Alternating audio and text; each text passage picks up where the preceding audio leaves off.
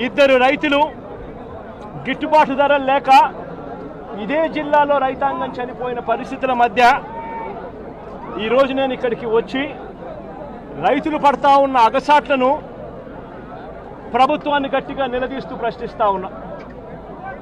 ఈరోజు రైతు పడతా ఉన్న పరిస్థితుల మధ్య ఏ పంటకు కూడా ఈరోజు రాష్ట్రంలో గిట్టుబాటు ధరలు లేవు. వరి ప్రొక్యూర్మెంట్ మొన్న చేశారు. ఏ రైతుకైనా కూడా ఏ రైతును తీసుకున్నా కూడా కనీసం 300 రూపాయల నష్టానికి రైతు ఎంఎస్పీ కన్నా తక్కువ రేటుకు అమ్ముకోవాల్సిన పరిస్థితిలో ధాన్యాన్ని రాష్ట్ర ప్రభుత్వం కొనుగోలు చేసింది. వరి దగ్గర నుంచి మొదలు పెడితే మిరప, పత్తి, జొన్న, కందులు, మినుములు, పెసలు, మొక్కజొన్న, సజ్జ, రాగులు, వేరుశనగ, అరటి, చీని, పొగాకు, కోకో ఏ పంట తీసుకున్నా కూడా రైతన్నకు ఈరోజు గిట్టుబాటు ధర రాని పరిస్థితి ఈరోజు రాష్ట్రంలో కనిపిస్తూ ఉంది.